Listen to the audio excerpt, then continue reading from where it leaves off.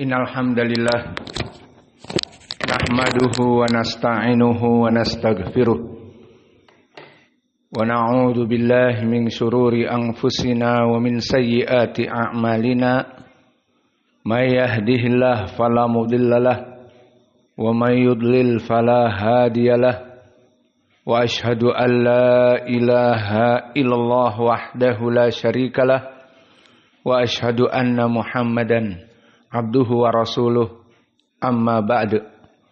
Alhamdulillah, pada kesempatan hari ini, hari Selasa Ba'dal Fajar 22 Oktober 2024, bertepatan dengan 21 atau 20 dari Rabi' Ats-Tsani 1446 Hijriah.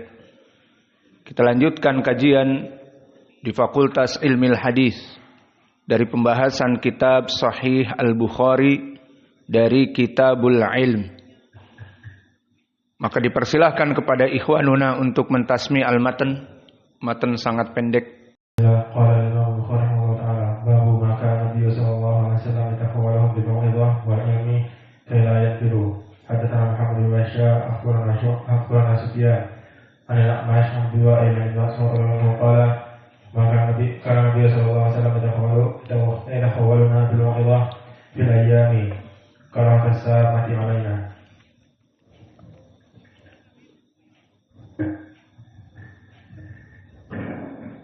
قال الإمام البخاري رحمه الله تعالى حدثنا محمد بن يوسف قال أخبرنا سفيان عن الأعمش عن أبي وائل عن مسعود رضي الله عنه قال كان النبي صلى الله عليه وسلم يتخولنا بالموعظة في الأيام كراحة السامة علينا.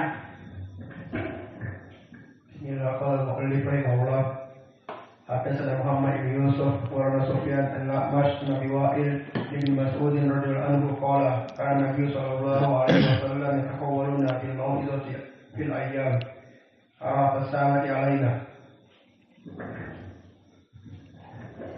بسم الله. قال الإمام البخاري رحمه الله تعالى حدثنا محمد بن يوسف قال حدثنا سفيان قال عن الأعمش عن أبي وائل عن ابن مسعود رضي الله عنه قال كان النبي صلى الله عليه وسلم يتحولنا بالموعظة في الأيام كراهة السامة علينا.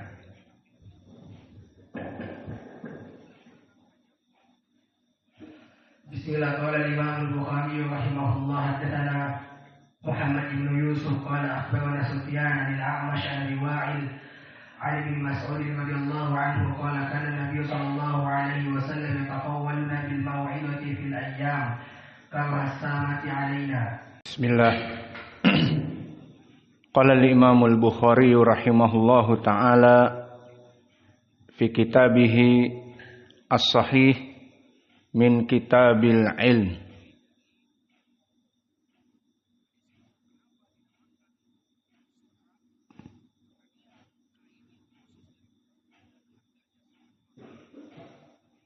حدثنا محمد بن بشار قال حدثنا يحيى بن سعيد قال حدثنا شعبة قال حدثني أبو التياه عن أنس بن مالك عن النبي صلى الله عليه وعلى آله وسلم قال يسروا ولا تعسروا وبشروا ولا تنفروا.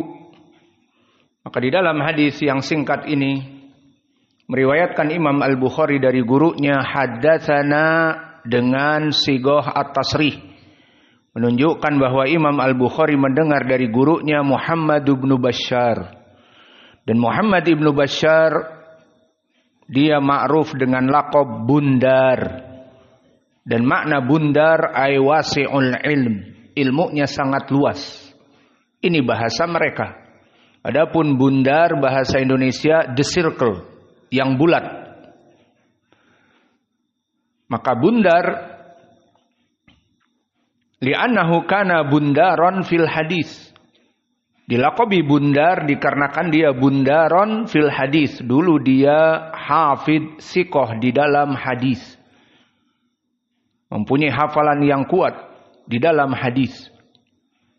Dan dia dari Al-Basrah. Maka dia Abu Bakar Al-Basri. Dan dia hidup di tabaqah yang ke-10. Dan tabaqah Al-Ashirah adalah kibar al-akhidin an atba'il atba'. Mereka orang-orang yang mengambil kebanyakan dari itba'ut tabi'in. Mimman lam yalqi tabi'in. Mereka tidak pernah melihat para tabi'in. Maka mereka kebanyakan guru-gurunya Imam Al-Bukhari seperti Imam Ahmad dan juga Musaddad Ibnu Musarhad dan yang lainnya. Maka Muhammad Ibnu Bashar di tabaqah ini.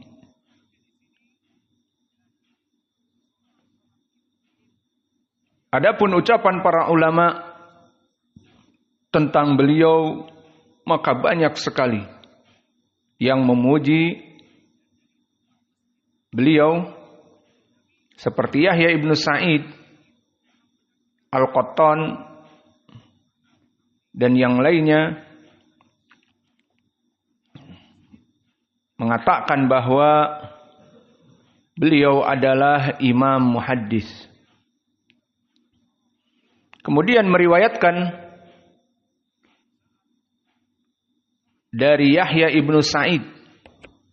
Dan yang diinginkan Yahya Ibnu Sa'id adalah Ibnu Farukh Al-Qattan.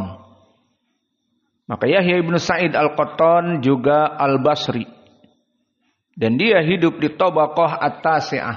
Tabaqah yang ke-9 adalah masih dari itba'ut tabi'in. Maka Yahya Ibnu Sa'id Al-Qattan hidup di zaman keemasan seperti di hadis kemarin yang kita pelajari dari Imran Ibnu Husain dan Ibnu Abbas dan yang lainnya dari para sahabat. Khairun nasi qarni, tsumma alladina yalunahum, tsumma alladina yalunahum. Sebaik-baiknya manusia adalah yang hidup di zamanku, kata Nabi, para sahabat. Kemudian yang setelah mereka para tabi'in, kemudian yang setelah mereka para itba'ut tabi'in. Inilah landasan dari kita yang bermanhaj salafi. Maka kalau kita ditanya apa manhajmu, sufi? Bukan. Jamaah tabligh? Bukan. Orang sufi, jamaah tabligh? Bukan. Berarti ikhwanil muslimin? Bukan. Roja? Bukan. Apa? As-salafi. Maknanya as-salafi pengikut dari para sahabat, tabi'in dan itba'ut tabi'in. Yang mana di hadis kami sebutkan tadi, mereka kurun al-mufaddalah. Mereka orang-orang yang mendengar dari Nabi dan mengamalkan dan mendakwahkan, dan mereka dekat sekali ilmunya kepada Nabi. Adapun seperti Jama'atut Tabligh, mereka mengikuti orang baru, pendiri dari Jama'atut Tabligh, Muhammad Ibnu Ilyas Al-Kandahlawi, yang membuat kitab Fadailul A'mal yang banyak hadis-hadis dhaif dan palsu dengan bahasa bukan bahasa Arab. Maka pemikiran dan pentafsiran ayat Al-Quran semuanya kembali kepada kepalanya. Beda dengan kita. Semua pentafsiran Al-Quran dan hadis kembali kepada salaf. Berkata Qatadah, berkata Ibnu Abbas, berkata Ibnu Mas'ud, berkata Nabi. Namun ajaran-ajaran yang sesat, yang dibuat-buat, kembali kepada pemikirnya. Kembali kepada yang mereformasikannya. Kembali kepada yang membuatnya. For example, mereka Al-Kandahlawi pengikut Jama'atut Tabligh. Maka mereka merumuskan ibadah khusus. Apa? Keluar 1 hari. Setelah itu keluar 3 hari berdakwah. Setelah itu keluar 7 hari berdakwah. Setelah itu 40 hari berdakwah. Dan bahkan berdakwah lebih baik ke IPB. Bukan Institut Pertanian Bogor, tetapi India, Pakistan, Bangladesh. Lihat, rujukannya bukan kepada Arab. Kita butuh bahasa Arab, kita butuh kepada masyayikh ahli sunnah di Arab. Bukan masalah kita taklid buta kepada Arab, bukan. Tetapi asal Al-Quran dan hadis dengan bahasa Arab. Maka rujukan kita kepada Arab bukan karena kebangsaan, tetapi syariah. Karena Allah berfirman, Inna anzalnahu Qur'anan Arabiyan. Kami menurunkan Al-Quran itu dengan bahasa Arab. Dan di surat yang lain, bilisanin Arabiyyin mubin. Al-Quran diturunkan dengan bahasa Arab yang fushah. Dan Nabi Quraisy Arabi, hadis-hadisnya dia pun berbahasa Arab. Maka lihat bagaimana orang-orang Jama'atut Tabligh menjauhkan manusia dari Arab. Maka mereka mempelajari bahasa Urdu. Dan kitab asal dari Fadailul A'mal yang mereka buat dan dijadikan bagaikan kitab Sahih Al-Bukhari dan Muslim berbahasa Urdu. Dan tidak paham ilmu hadis orang ini. Banyak hadis-hadis maudhu, palsu dimasukkan kepadanya. Maka ini dijadikan dasar kitab untuk berdakwah tadi. Kita tanyakan dari mana dasar dakwah itu 1 hari selesai, nanti 3 hari. Alhamdulillah kita berdakwah setiap hari. Kita setiap hari keluar dari rumah ke masjid, salat berjamaah, mengajar. Anytime, anywhere. Tidak ada waktu sebulan, tidak ada waktu 40 hari, tidak ada waktu 4 bulan, dan tidak butuh pergi umroh ke India, Pakistan, Bangladesh. Dari mana ini semua? Maka mereka dalilnya dari ayat Al-Quran yang mereka karang. Di antaranya seperti yang pernah kita sampaikan di surat Ali Imran. Kuntum khaira ummatin ukhrijat linnas.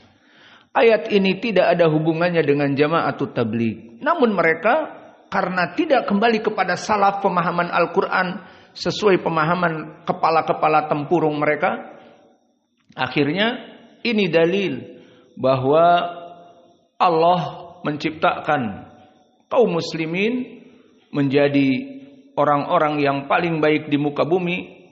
Dan mereka mentafsirkannya adalah mereka, bukan para sahabat.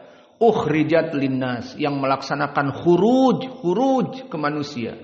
Khuruj satu hari. Kemudian setelah itu khuruj 3 hari. Alhamdulillah masalah khuruj kita lebih dari mereka. Mereka mungkin dibatasi 40 hari selesai. Atau pergi ke IPB biar dapat gelar Maulana. Maka kita dakwah bertahun-tahun seperti ini. Pergi ke masjid, mengajar, pulang, pergi lagi ke masjid, mengajar. Kita gelarnya apa kata mereka? Maulana atau apa? Maka ini dari contoh bagaimana mereka kelompok-kelompok yang sempalan beristidlal dengan Al-Quran dan Sunnah namun tidak memahami kepada kurun Al-Mufaddalah tadi. Contohnya juga Ahmadiyah. Yang mana Ahmadiyah mengaku bahwa Mirza Ghulam Ahmad adalah Nabi.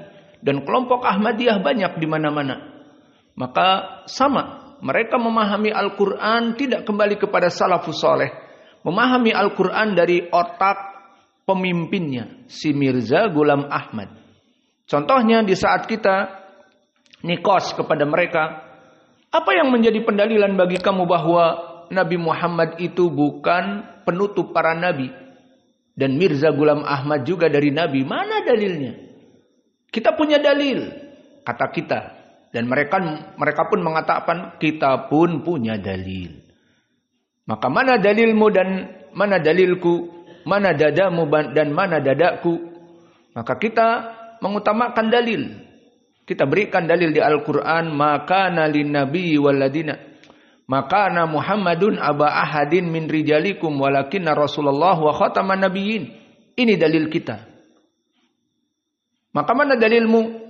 Ternyata sama dalilnya seperti yang kita baca. Kita pun berdalil dengan ayat itu. Makana linnabi waladina amanu. Makana Muhammadun aba ahadin min rijalikum walakinna Rasulullah wa khataman nabiyyin. Tidaklah Muhammad itu bapak-bapak seperti kalian, tetapi dia khataman nabiyyin. Sama ayat yang dibaca, namun beda arti dan beda sumber. Sumber pemahaman kepada salaf kita, adapun mereka sumbernya kepada pemahaman Mirza Ghulam Ahmad itu sendiri. Maka ini lihat perbedaannya. Kita mengatakan Dengan ayat ini tidak boleh seseorang mengaku nabi. Karena ayat ini mengatakan wa khataman nabiyyin, Muhammad itu tidak seperti bapak-bapak kalian tetapi dia penutup para nabi. Kita mengartikan penutup para nabi, maknanya tidak ada nabi setelah dia, dan ini ditafsirkan di hadis-hadis. Seperti disebutkan la nabiyya ba'di, tidak ada nabi setelahku. Ini pemahaman penutup para nabi, la nabiyya ba'di, tidak ada nabi setelahku. Dan di hadis Nabi Muhammad melewati orang yang membangun rumah. Kemudian tersisa satu batako atau labnah. Istilah Arabnya, batako dinamakan labnah. Maka berkata Nabi, aku bagaikan batako yang terakhir itu. Dan bangunan ini adalah bangunan kenabian. Dan aku bagaikan batu terakhir jika dipasangkan maka sempurnalah Baitun Nubuwah, sempurnalah rumah kenabian, maka aku bata terakhir yang disimpan. Ini jelas bahwa Nabi Muhammad penutup para nabi. Tidak ada nabi setelah itu. Ini pemahaman siapa? Ahlu sunnah dari ayat ini. Lihat contohnya. Mirza Ghulam Ahmad mengajari kepada muridnya ayat ini juga. Mana pendalilan Mirza Ghulam Ahmad boleh menjadi nabi? Dengan ayat ini. Loh, tadi kan kita artikan tidak ada nabi setelah Nabi Muhammad. Iya, itu tafsiran antum. Tafsiran kami dari nabi kami Mirza Ghulam Ahmad, makna wa khataman nabiyyin, khatim, bukan penutup para nabi. Jangan diartikan seperti itu. Tapi Nabi Muhammad khatim, apa? Cincin perhiasannya para nabi. Jadi mereka meyakini dengan ayat ini Nabi Muhammad itu cincin perhiasan para nabi. Maknanya Nabi Muhammad best of the best, number one dari nabi.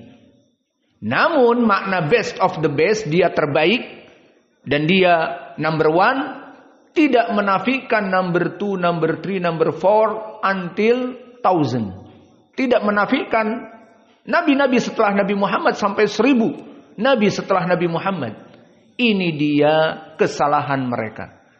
Maka di sini menjadi pendalilan bagi kita, awas ahlul bid'ah, mereka berdalil dengan Al-Quran sama seperti kita. Namun yang berbeda ala fahmiman, atas pemahaman siapa? Maka kita atas pemahaman as-salafus saleh, kita bangga dengan hadis-hadis ini. Khairun nasi qarni, summa ladina yalunahum, summa ladina yalunahum. Sebaik-baiknya manusia adalah yang hidup di zamanku para sahabat, kemudian para tabi'i, kemudian itba'ut tabi'i. Ini tafsir Al-Quran dan Sunnah ditafsirkan oleh mereka. Adapun sempalan-sempalan kaum muslimin, maka jika ada kelompok yang baru, setiap zaman, setiap waktu ada kelompok yang baru. Meskipun ada yang mengaku nabi, ataupun ada perempuan yang dulu katanya sudah meninggal, Eden, siapa setelah itu yang dipenjara, mengaku dia juga nabi perempuan, dan seterusnya. Maka semua orang akan melaksanakan sempalan-sempalan mengajar ajaran yang baru jika tidak kembali kepada Al-Quran dan Sunnah sesuai pemahaman as-salafus saleh. Karena semua orang akan mengartikan Al-Quran dengan tempurung otaknya, sesuai apa yang dia inginkan hawa nafsunya. Adapun kita tidak mengembalikan Al-Quran dan Sunnah kembali kepada as-salafus saleh. Maka kembali kepada permasalahan hadis bahwa Yahya ibnu Sa'id, dia ibnu Faruh al-Qattan, hidup di tabaqah yang ke-9, maka dia masih masuk kepada kurun al-mufaddalah dari itba'ut tabi'in as-saghir. Maka Yahya ibnu Sa'id al-Qattan adalah the last of the itba'at tabi'in. Dia itba'ut tabi'in yang paling terakhir. Maka seperti siapa dari itba'ut tabi'in yang paling terakhir?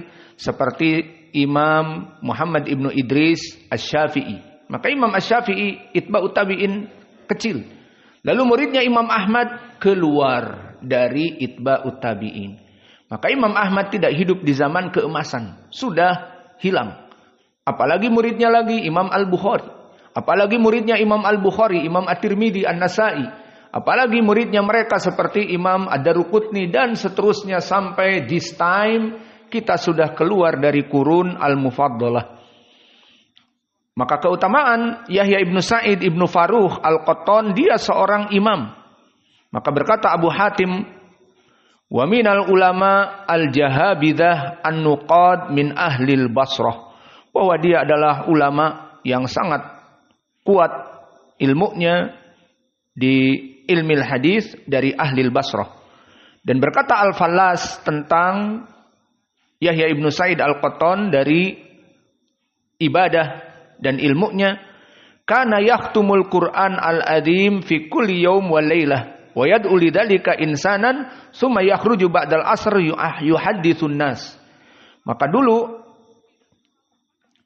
kata Amr ibnu Ali, dia mengkhatamkan Al-Qur'an sehari semalam dan dia meriwayatkan hadis setiap ba'dal asr. Maka setiap ulama mempunyai jadwal kapan dia mengajar. Dan kita pun mempunyai jadwal ba'dal fajr sekarang, dan nanti ba'dal zuhur, dan nanti ba'dal asr, dan nanti ba'dal maghrib, antara maghrib dengan isya. Maka semuanya sibuk dengan berdakwah dan mengajar.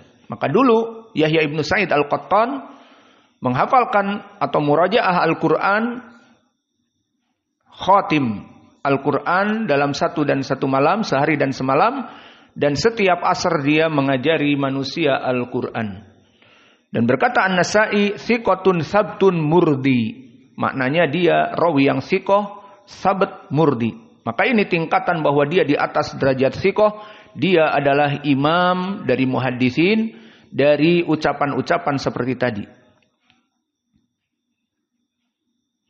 Dan berkata Imam Ahmad, Sami amin Malik wa Malik syabun.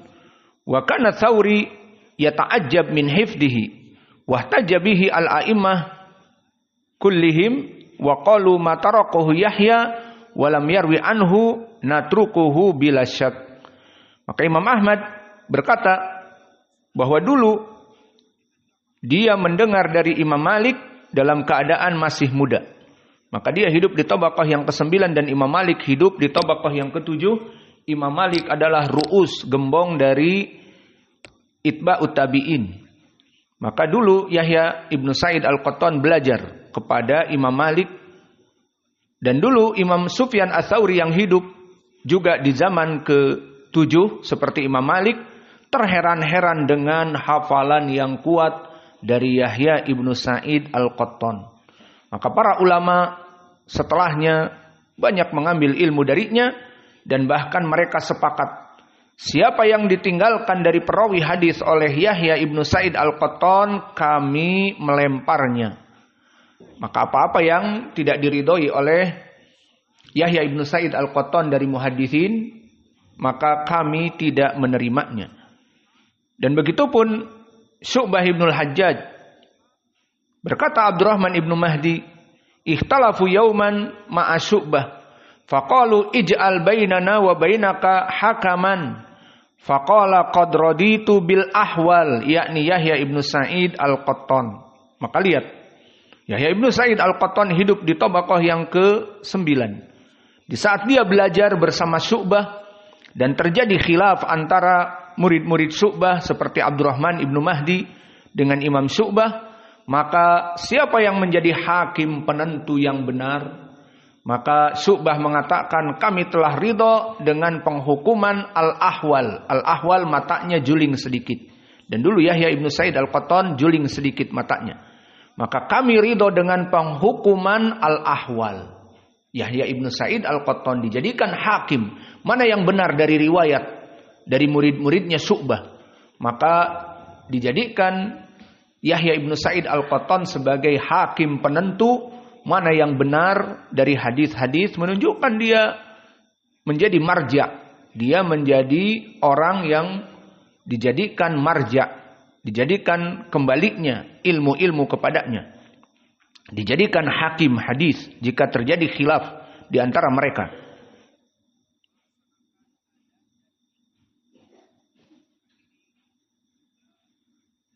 Maka berkata Imam Ahmad, la wallah ma adrakna mislahu. Demi Allah, aku tidak dapati orang seperti dia. Dan Imam Ahmad murid dari Yahya ibnu Sa'id. Imam Ahmad di tabaqah yang ke-10. Dan berkata Ibnu Mahdi Abdurrahman yang sepadan dengannya sama-sama itba'u tabi'i, la turo ainak mislahu. Kamu tidak akan mendapati orang seperti ini di zamannya. Maka ini pujian para ulama kepada Yahya ibnu Sa'id Al-Qattan.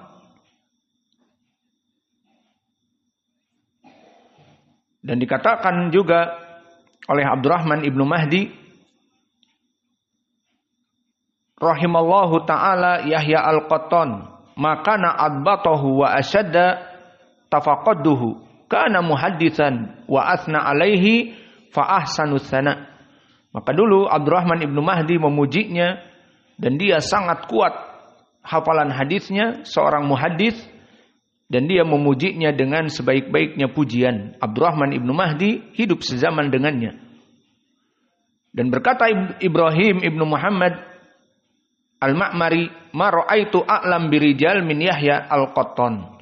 Tidak aku dapati di zamanku orang yang paling mengetahui ilmu rawi, ilmu rijal seperti yang kita pelajari di sini, kecuali dia. Dan berkata Yahya ibnu Sa'id Al-Qattan, Abu Hatim berkata bahwa Yahya ibnu Sa'id Al-Qattan hafidun siqah. Maka dia hafidun siqah. Aina daftaruk ya walad? Ma fi daftar. Ma taktub. Anta Imam Al-Bukhari. Qala Abu Zur'ah Ar-Razi Yahya Al-Qattan min siqatil huffaz. Maka Abu Zur'ah pun mengatakan dia dari para penghafal, orang-orang yang kuat hafalannya.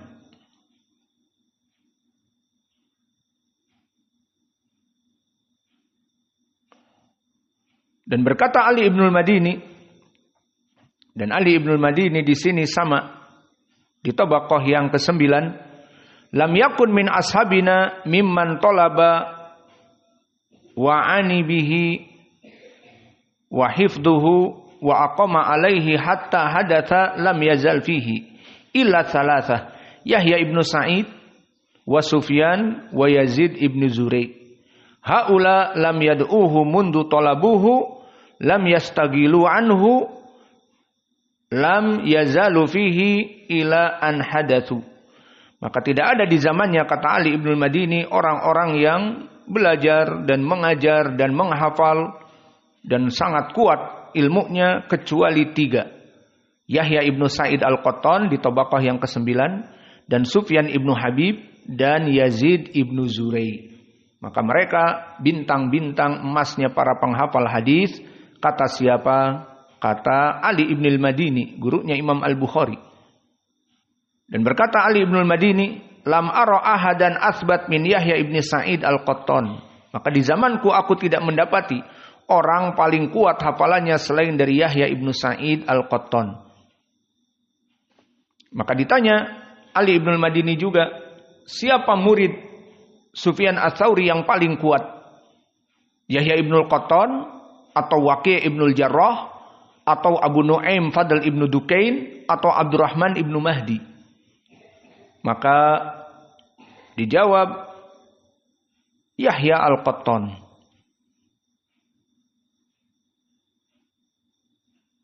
Dan berkata Bundar, ini nih rawi di dalam hadis ini, berarti sanadnya Bundar berkata hadatsana Yahya ibnu Sa'id. Maka Bundar pun mengatakan hadatsana imamu ahli zamanihi Yahya Al-Qattan wa kana ra'san fil ilm wal amal. Maka ini lihat bagaimana pujian Bundar, bahwa dia adalah guru kami meriwayatkan dari dia imam di zamannya.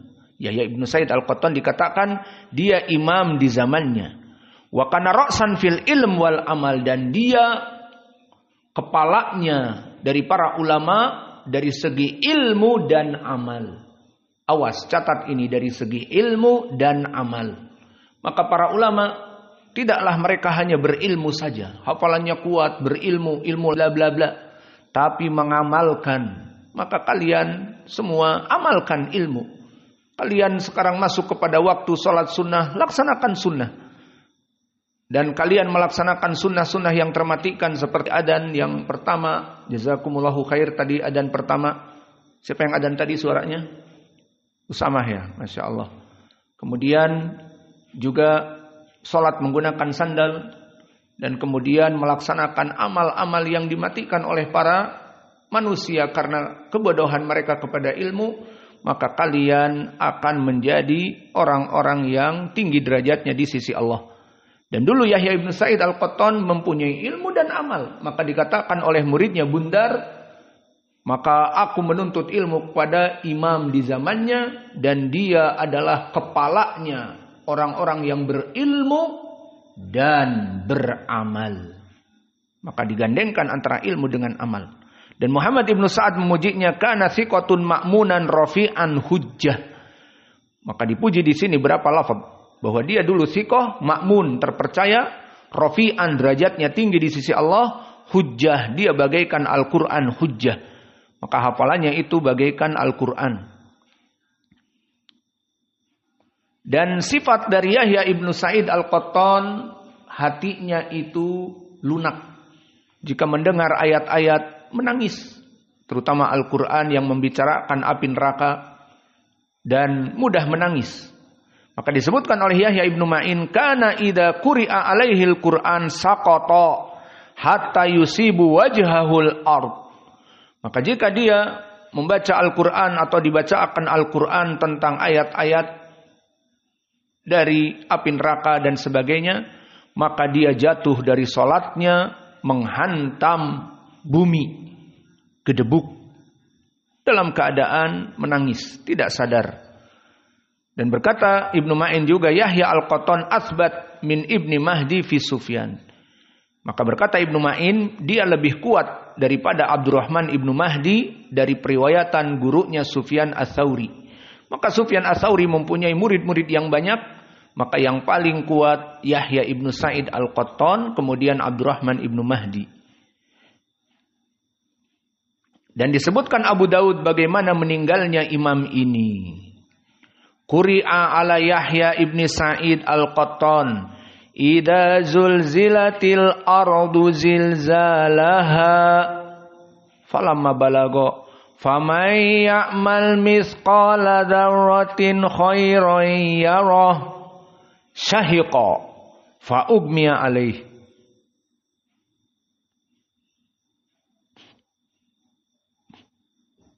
Fa adkhala baitihi falam yarah hatta kharajat janazatahu. Maka meninggalnya dia di saat dia salat. Dibacakan idza zulzilatil ardu zilzalaha. Kemudian sampai kepada ayat faman ya'mal mithqala dzarratin khairan yarah. Siapa yang beramal baik satu biji sawi saja maka Allah akan membalasnya. Maka dia pingsan dan jatuh dari salatnya. Dan tidaklah Abu Daud mengetahui kecuali diumumkan jenazah-jenazah meninggal di saat sedang salat, jatuh, dibacakan ayat idza zulzilatil ardu zilzalaha.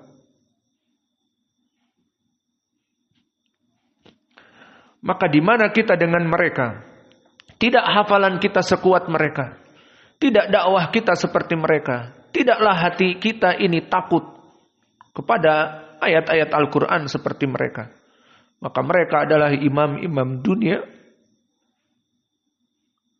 yang Allah pilih untuk menjaga agama ini. Kemudian berkata Yahya ibn Sa'id al-Qattan meriwayatkan dari gurunya Imam yang agung Syu'bah ibnul Hajjaj. Dan Syu'bah ibnul Hajjaj telah kita lewati di dalam berbagai rawi bahwa dia adalah orang yang pertama kali memeriksa di Irak tentang ilmu rijal. Dan Syu'bah ibnul Hajjaj sangat keras syaratnya dalam penerimaan hadis, tidak menerima rawi-rawi yang mudallis. Maka guru-gurunya yang mudallis yang tiga, Abu Ishaq As-Sabi'i, Qatadah ibnu Di'amah, Al-A'mash, seperti sanad kemarin Sulaiman ibnu Mihran.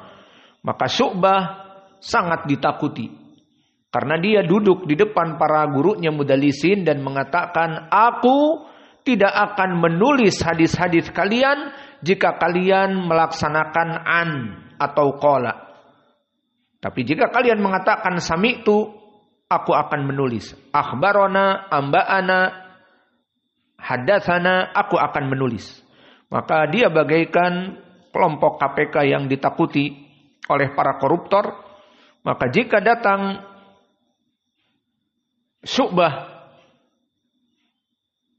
kepada majelis Qatadah, maka diberitahu Qatadah, ada muridmu Syu'bah. Maka Qatadah hati-hati mau mentadlis. Dan begitupun Al-A'mash jika melihat ketar-ketir, sehingga tidak leluasa untuk mentadlis. Inilah kekuatan Syu'bah Ibnul Hajjaj. Akibatnya datang ucapan para ulama dari ucapan Syu'bah dijadikan mizan. Kafaitukum tadlis as-salasah. Maka dengan periwayatanku dari mereka orang-orang mudallisin, cukuplah aku dari 3 mudallisin, Qatadah, Al-A'mash dan Abu Ishaq As-Sabi'i. Apa makna dari ucapan ini? Dijadikan oleh para ulama, jika kalian melihat di kutub Sunan Abi Dawud, Tirmidzi dan yang lainnya, ada rawi-rawi mudallis tadi. Qatadah meriwayatkan dari gurunya dengan an. Al-A'mash meriwayatkan dari gurunya dengan an. Dan juga Abu Ishaq As-Sabi'i meriwayatkan dari gurunya dengan an. Namun dilihat siapa muridnya yang mengambil dari 3 orang ini, ternyata Syu'bah. Maka para ulama mengatakan bisa bersambung sanadnya. Kenapa? Karena Syu'bah tidak mencatat dari Qatadah, tidak mencatat dari Qatadah dan dari Al-A'mash dan dari Abi Ishaq, kecuali mereka mengatakan haddatsana. Fahimtum? Maka ini kekuatan Syu'bah Ibnul Hajjaj di dalam hadis. Maka dia digelari dengan Amirul Mukminin fil hadis. Dia imamnya muhaddisin. Dan dia orang pertama yang melaksanakan jarah wa ta'dil di Irak. Maknanya dia mengatakan si fulan dhaif, si fulan kadzab. Jangan mengambil ilmu dari mereka. Maka oleh sebab itu masyhur dari ucapan Syu'bah kepada murid-muridnya, ta'alu nagtab sa'atan fillah. Ayo kemari wahai murid-murid. Sekarang saya akan bergibah untuk Allah. Bagaimana bergibah untuk Allah? Menyebutkan nama-nama si fulan dhaif, si fulan mudallis, si fulan matruk, si fulan dibuang hadisnya, si fulan sarikul hadis, pencuri hadis, si fulan maudhu hadisnya. Hadisnya dibuat-buat, pemalsu hadis dan seterusnya. Maka ini gibah untuk Allah. Kenapa gibah untuk Allah? Gibah kan haram. Naam, asal gibah haram. Namun jika dia mengetahui ini pendusta dan Syu'bah diam, berapa orang mengambil ilmu dari dia? Dan begitupun ahli sunnah. Selesai dari permasalahan periwayatan. Kenapa dia menyebutkan tadi Jama'atut Tabligh salah dan kelompok Ahmadiyah salah? Karena banyak orang yang menuntut ilmu kepadanya. Jika aku diam, jika ahli sunnah diam dari penyebutan keburukan mereka, semua orang akan menuntut ilmu ke Jamaah Tabligh dan kepada Ahmadiyah dan kepada yang dekat di sini yang takfiri, yang tidak membaiat dengan mereka kafir dan seterusnya. Maka kita mengetahui mana yang hak dan yang batil, kemudian kita diam, maka orang tidak akan mengetahui mana yang hak dan yang batil. Maka ini yang diajarkan dari kelompok-kelompok yang dai-dai melempem seperti Roja, seperti Sururiyah dan yang lainnya, ikhwanil muslimin, diam. Jangan disebutkan keburukan-keburukan kelompok yang lain, atau diam dari dai-dai yang tidak genah manhajnya. Karena apa? Karena mereka menginginkan banyaknya umat di antara mereka. Meskipun campur aduk, yang penting di sini senang, di sana senang, di mana-mana hatiku senang. Dengan kelompok UAS, UAH senang, dengan kelompok Jamaah Tabligh senang. Seperti banyak viral, Firanda berfoto dengan Jamaah Tabligh dari Sulaiman yang menggenjreng gitar dan sebagainya. Kemudian duduk dengan kelompok demikian dan dia duduk dengan kelompok demikian. Di sini senang, di sana senang, di mana-mana hatiku senang. Maka tidak seperti itu manhaj ahli sunnah. Manhaj ahli sunnah sangat keras kepada pelaku-pelaku kebid'ahan, dan paling sedikit tidak duduk dengan mereka dipoto. Ini tidak dipoto, apalagi dipoto sedang menggenjreng gitar. Maka ini menjadikan pembenaran kepada perkara yang salah. Oh lihat Ustadz Firanda duduk dengan Dery Sulaiman, apalagi dia menggenjetar raja mati, tajir mati, yang miskin mati, yang kaya mati, semuanya mati. Itu lagunya dia yang top hit. Semuanya mati dengan gitar. Yang tadinya dia penyanyi death metal di panggung, kemudian taubat malah menjadi bid'ah. Berdakwah dengan nada. Berdakwah dengan musik. Allahul musta'an. Syaitan seperti itu. Jika bertobat seseorang bukan kepada manhaj ahli sunnah, malah menjadi lebih parah. Menghalalkan musik dijadikan sarana dakwah. Haddatsana Abu Tayyah, berkata Syu'bah kepada Abu Tayyah. Siapa Abu Tayyah? Yazid ibnu Humaid Ad-Dubai Al-Basri. Maka di sini semuanya dari Basrah. Meskipun tadi Syu'bah Al-Wasiti, maka Al-Wasiti dekat kepada Basrah. Anggap saja dari Irak. Maka di sini sanad semua musalsal bil Iraqiyin. Bundar tadi Al-Basri, Yahya ibnu Sa'id Al-Qattan Al-Basri, dan tadi Syu'bah ibnul Hajjaj Al-Wasiti dekat dengan Al-Basri, dari Basrah juga kita anggap karena berdekatan. Dan di sini Abu Tayyah namanya Yazid ibnu Humaid Al-Basri juga. Dan dia hidup di tabaqah yang kelima. Dan tabaqah yang kelima adalah tabaqah dari tabi'i yang kecil. Maka masuk sekarang kepada tingkatan tabi'i. Dan Abu Tayyah yang namanya Yazid ibnu Humaid ini sikoh. Maka dia telah disikohkan oleh Imam Ahmad, berkata sikoh. Dan disikohkan oleh Al-Hakim, sikotun ma'mun. Dan juga disikohkan oleh An-Nasai, Abu Zur'ah dan Yahya ibnu Ma'in. Dan berkata Muhammad ibnu Sa'ad, kana sikotun walahu ahadis. Bahwa dia rawi yang sikoh dan mempunyai hadis-hadis.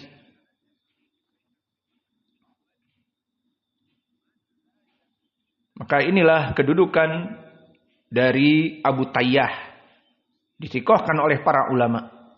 Kemudian Abu Tayyah meriwayatkan dari sahabat, yang mana sahabat kita di sini pada hari ini adalah Anas ibnu Malik. Dan Anas ibnu Malik telah kami sebutkan biodata dan biografinya. Iya apa tidak? Apa di antaranya? Pertama, minal mukthirina fi riwayatil athar. Ranking ketiga. Setelah Abu Hurairah dan Ibnu Umar. Seperti berkata syair, al-mukthiruna fi riwayatil athar. Abu Hurairah thumma yalihi Ibnu Umar Anasun. Bahwa orang-orang yang meriwayatkan hadis di atas ribuan, Abu Hurairah number one. The second siapa? Ibnu Umar. And the third adalah Anas ibnu Malik yang ketiga. Maka Anas ibnu Malik adalah seorang perawi hadis yang mengambil dari Nabi. Dan dia keutamaannya juga orang yang kaya dari sahabat. Dan banyak anaknya, tentunya banyak istrinya. Dan panjang umurnya. Sesuai doa yang diminta oleh ibunya di saat Nabi datang ke Madinah. Maka dia membawa Anas kecil. Ya Rasulullah, hada Unais. Wahai Rasulullah, ini Anas kecil. Usianya 9 tahun. Hud, ambil dia. Lak untuk kamu, untuk membantu perkara-perkara di rumah. Membawa air atau begini dan begitu. Lihat bagaimana ibunya mencintai anaknya. Dijadikan dia itu duduk bersama Nabi, utusan Allah. Namun ya Rasulullah, pintar ibunya ini. Ud'ulahu, berikanlah doa kepada dia. Karena doanya Nabi mustajab. Maka didoakan, Allahumma tawil umrahu. Allahumma i'ti rizqahu. Maka wahai Allah, berikanlah Anas ini panjang umurnya. Dan juga banyak hartanya. Maka di riwayat Muslim dia mengatakan, wallah, doa Nabi ini, inna amwali lakathir. Hartaku melimpah ruah. Dan dia akhirnya hidup di Kufah. Pindah dari Madinah. Wa umri tis'awatis'in. Usianya 99 tahun. Dan anak-anaknya pada saat dia berkata seperti itu masih hidup. Indi walad wa waladi fauqa mi'ah. Sekitar 120 anak dan cucunya. Berarti berapa pabrik, berapa istrinya? Kalau istrinya satu, dari mana dapat 120 anak dan cucu? Tentu istrinya banyak, lebih dari 4, karena ada perbudakan di zaman dulu. Maka selain istri ada ammah, dan ada dari jihad. Maka jihad boleh untuk mengawini perempuan-perempuan sabaya, hadiah dari perang. Kembali kepada matan. Setelah selesai dari Anas dan biodata dan biografi, kembali kepada matan. Ani Nabi sallallahu alaihi wa ala alihi wasallam qala, yassiru wa la tu'assiru. Maka ini disebutkan oleh Nabi dalam keadaan mengajari manusia, mengajari ilmu, yassiru wa la tu'assiru. Permudahlah ilmu ini kepada para penuntut ilmu. Jangan engkau mempersulit. Maka permudahkan. Dimudahkan mendapatkan kitab, dimudahkan kepada mereka untuk memahami dengan pengajaran-pengajaran, diberikan ilmu-ilmu agar faham benar. Dan juga dimudahkan dari pengamalan. Maka diamalkan dengan mudah seperti ini dan itu dicontohkan. Yassiru wa la tu'assiru. Dalam berdakwah, mudahkan kepada mereka, jangan dibuat susah. Wa basyiru wa la tunaffiru. Dan jadikanlah dengan ilmu yang kamu dakwahi ini, basyiru, menjadikan manusia cinta kepada Islam, wala tunaffiru, dan jangan kalian membuat manusia benci dan lari kepada Islam. Maksudnya di sini apa? Di Kitabul Ilm ini, di saat kita mengajari manusia, permudah manusia. Berikanlah penjelasan yang mudah dicerna dan mudah dihafal. Diberikan kitab-kitab, dipilihkan kitab-kitab yang berbobot dan penuh dengan dalil, sehingga di saat antum menghafal Al-Quran, menghafal matan, semuanya dalil. Dan begitupun basyiru, jadikanlah manusia mencintai kaum muslimin dan Islam. Jangan kamu berdakwah dengan keras. Maksudnya dengan keras di sini tidak sesuai dengan ajaran Islam, sehingga membuat manusia lari. Dari sini juga apalagi mereka para dai yang melarang orang menuntut ilmu. Datang syekh dari Yaman, dan juga syekh itu datang tentunya dari modal. Orang-orang membiayai datang dan seterusnya. Kemudian datang penuntut ilmu dari jauh ingin menuntut ilmu. Oh, ini enggak boleh, pulang. Antar pulang. Maka ini tidak masuk kepada hadis Nabi. Harusnya basyiru wala tunaffiru. Basyiru itu jika datang manusia, berikan tarhib, ahlan wa sahlan bagi para penuntut ilmu. Ini uang dari rakyat. Maksudnya ini uang dari kaum muslimin untuk kalian makan, minum dengan kedatangan syekh. Itu jika ada, alhamdulillah. Jika tidak ada, tidak apa-apa. Namun tidak mengusir. Dan mengusirnya kalau alasannya syar'i, karena dia membuat bom, takut dibom, naam. Atau dia seorang pembunuh, atau dia seorang ahlul bid'ah. Adapun kalau hanya sekedar permasalahan pribadi, maka tidak pantas masuk kepada hadis ini. Wa basyiru wa la tunaffiru. Maka jadikanlah kalian dai ilallah, mengajak kepada orang mencintai Islam dan kaum muslimin, bukan menyebar kebencian kepada Islam sehingga orang malah jadi benci kepada. Dan para dai yang menyebar ilmu, dan nasihat ini diberikan di riwayat yang lain di saat Nabi mengutus Abu Musa al-Ash'ari dan Mu'ad ke Yaman. Nabi membicarakan ini di depan mereka. Kalian akan mengajar di Yaman. Mereka meminta ahlul Yaman untuk pengajar-pengajar. Maka kata Nabi, yassiru wa la tu'assiru.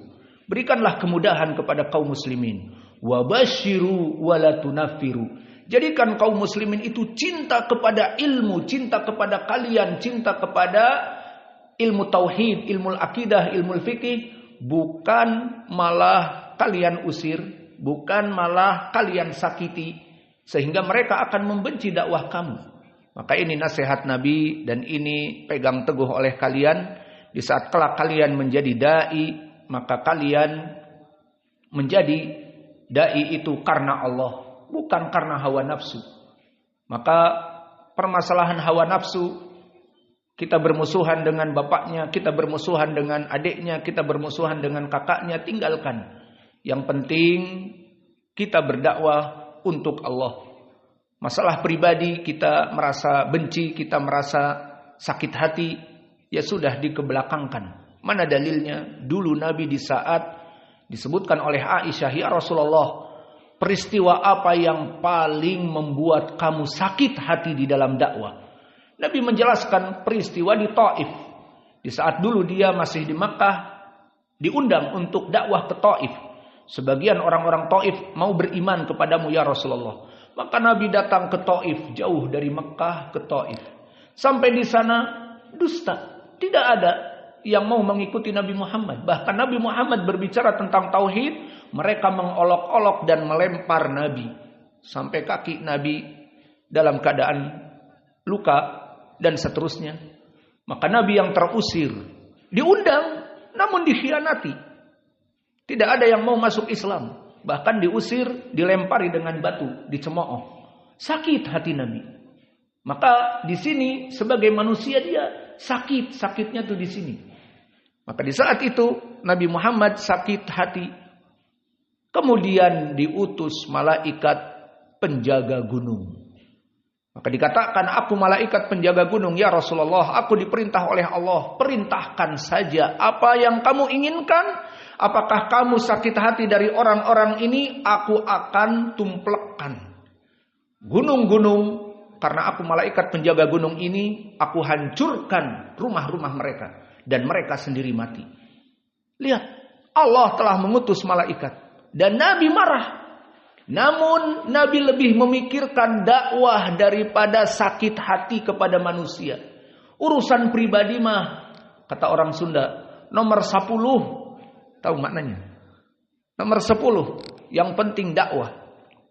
Maka apa jawaban Nabi kepada malaikat yang datang?